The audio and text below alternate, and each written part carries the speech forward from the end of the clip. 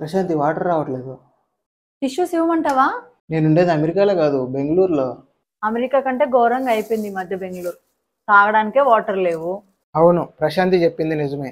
బెంగళూరులో అయితే ఇప్పుడు నీటి కొరత చాలా ఘోరంగా ఉన్నది. ఇప్పుడు మా ఇల్లే చూసుకోండి, మా ఇంట్లోకే ఇప్పుడు వాటర్ 24 hours రావాలంటే రావట్లేదు. మా బిల్డింగ్లోనే అరౌండ్ 8 ఫ్యామిలీస్ ఉన్నాయి. ఇది 3 floor బిల్డింగ్లోనే 8 ఫ్యామిలీస్ ఉన్నాయంటే మా 8 ఫ్యామిలీస్కి ఇప్పుడు ప్రజెంట్ డైలీ ఒక ట్యాంకర్ కావాల్సి వస్తున్నది. ఇక్కడ బెంగళూరులో ఒక్కో ట్యాంకర్కి వాళ్ళు ఛార్జ్ చేసే అమౌంట్ వచ్చేసి 1500 నుంచి 3000 దాకా ఉన్నదన్నమాట. అంటే ట్యాంకర్ సైజుని బట్టి అనమాట. చిన్న ట్యాంకర్ అయితే 1500 నుంచి 2000 దాకా ఉంటుంది. లేదు అనుకుంటే 3000 దాకా కూడా ఉన్నదన్నమాట పెద్ద ట్యాంకర్ సైజ్ అయితే. ఈ వీడియోలోకి వెళ్ళే ముందు మన ఛానల్ని సబ్స్క్రైబ్ చేసుకుని మమ్మల్ని సపోర్ట్ చేయండి. ఇలాంటి మంచి మంచి వీడియోస్ మీకు ఇంకా ఎన్నో చేస్తాను. అంతేకాకుండా మీరు లైక్ చేసి కామెంట్ చేస్తే ఇలాంటి ఇన్ఫర్మేషన్ చాలా మందికి షేర్ అవుతుంది. మా ఇంటి ఓనర్ ఇంకో సజెషన్ ఇచ్చినాడు. అదేందో తెలుసా, అది మరి ఇంకా వర్స్ట్ కేసులో సిచ్యువేషన్ అనమాట. ఇప్పుడు మేము ఆ సిచ్యువేషన్లో కూడా ఉన్నాము. ఆ సజెషన్ ఏంటంటే, ఇప్పుడు మనకి ఇది వాటర్ ప్యూరిఫైయర్ ఉన్నది కదా, దీంట్లో నుంచి వేస్ట్ వాటర్ పోతాయి కదా, ఆ వేస్ట్ వాటర్ని పట్టుకొని మనము ఏదన్నా కాలకృత్యాలకి బాత్రూంలో వాడతాం కదా, వాటి కోసం యూజ్ చేసుకోమని చెప్పినారనమాట. సో ఇప్పుడు మాకు వాటర్ తక్కువైపోయినప్పుడు మనం వాటిని సేవ్ చేసుకోవడానికి మేము ఏం చేస్తున్నామంటే, ఇప్పుడు ఇలా వాటర్ పడతాయి కదా, పట్టుకుంటాం కదా, వేస్ట్ వాటర్ అంతా పోయేది, ఈ వాటర్ని మేము బకెట్లో ఫిల్ చేసి పెట్టుకుంటాం అనమాట. సో ఇన్ కేసు వాటర్ లేనప్పుడు ఈ బకెట్లో ఉన్న వాటర్ని మేము రీయూజ్ చేసుకోవచ్చు అని. ఇప్పుడు ప్రజెంట్ మా ఇంట్లో వాటర్ కండిషన్ ఏంటంటే, సో మాకు వాటర్ ట్యాంకర్ వస్తుంది కదా, వచ్చిన తర్వాత వాళ్ళు ఇన్ఫామ్ చేస్తారనమాట, ట్యాంకర్ వచ్చిందన్న మీరు ఒకవేళ బట్టలు కావాలంటే వాష్ చేసుకోవచ్చు అని చెప్పేసి. ఎందుకంటే మేము 2 daysకి కానీ 3 daysకి ఒకసారి మాత్రమే వాష్ చేసుకోవాలి. డైలీ వాష్ చేస్తుంటే వాచ్మ్యాన్ వచ్చి చెక్ చేస్తాడనమాట. డైలీ వాష్ చేస్తుంటే వాళ్ళు వచ్చి మళ్ళీ వార్నింగ్ ఇస్తారు. ఇన్ఫ్యాక్ట్ ఎలా ఉందంటే సిచ్యువేషన్, మేము డైలీ వాష్ చేసుకుంటాము, మేము రెంట్ కడుతున్నాం కదా అని చెప్తే మాత్రం మీకు అంత ఇబ్బందిగా ఉంటే ఖాళీ చేసి వెళ్ళిపోండి, అంత అవసరం లేదు అని చెప్తున్నారనమాట. సిచ్యువేషన్ అంత ఘోరంగా ఉన్నది ఇక్కడ. ఎందుకంటే ఇక్కడ ఇల్లులు తక్కువ ఉన్నాయి, రెంట్లు పెంచేసినారు, అండ్ వాటర్ ప్రాబ్లం కూడా ఉన్నది. బెంగళూరులో సిచ్యువేషన్ ఇంత ఘోరంగా ఉంది.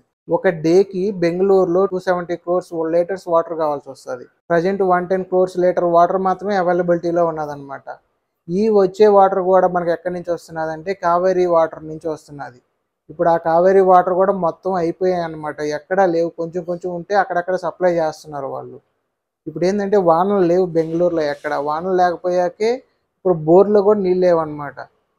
అరౌండ్ 7000 బోర్లు ఇప్పుడు నీళ్ళు రావట్లేదు అనమాట బెంగళూరులో. అందువల్ల వీళ్ళు కూడా ఏంటంటే ఇప్పుడు కావేరీ వాటర్ మీద పడ్డారు, ఆ కావేరీ వాటర్ కూడా సరిపోవట్లేదు. అందువల్ల అవి సరిపోక ఇప్పుడు మళ్ళీ ట్యాంకర్ల మీదకి వచ్చినారనమాట. ఇప్పుడు ట్యాంకర్లు సప్లై ఉన్నారు కదా, అప్పుడు అది కూడా సరిపోవట్లేదు. ఈ సమస్యను సీఎం దగ్గర తీసుకొని సీఎం ఏమన్నాడు, ప్రజెంట్ మా ఇంట్లో కూడా వాటర్ లేక ట్యాంకర్లే వాడుతున్నాము, సో మేము దీన్ని సాల్వ్ చేయడానికి ట్రై చేస్తున్నాము అన్నట్టుగా చెప్తున్నారనమాట. దీనికి మెయిన్ యాక్చువల్గా రీజన్ ఏంటంటే, సో ఇంతకుముందు బెంగళూరులో అక్కడక్కడ మనకి లేక్స్ ఉంటాయి అన్నమాట. ఈ లేక్స్ అన్నీ వీళ్ళు ఏం చేసినారంటే ఫిల్ చేసేసి దాని మీద కన్స్ట్రక్షన్స్ చేసేసినారు. ఇప్పుడు అన్ని బిల్డింగ్లు అయిపోయినాయి. ఇప్పుడు ఉన్న వాటర్ మొత్తం లేక, ఇంతకుముందు అక్కడక్కడ లేక్స్ ఉంటే అవి నీళ్ళలో ఇంకి కొంచెం బోర్ నుంచైనా నీళ్ళు వచ్చాయి. ఇప్పుడు బిల్డింగ్లు కట్టడం వల్ల ఆ బోర్లో కూడా నీళ్ళు లేకుండా పోయినాయి, బిల్డింగ్లు పెరిగిపోయినాయి, వాటర్ తగ్గిపోయినాయి అనమాట. బెంగళూరు జనాభాని చూసుకుంటే అసలు ఘోరంగా ఉన్నారు. అసలు బెంగళూరులో జనాభా 2010లో ఒక 80 లక్షల మంది ఉండేవాళ్ళంట. ఇప్పుడు 2024 వచ్చాకే 1.45 crores జనాభా బెంగళూరులోనే ఉన్నారు.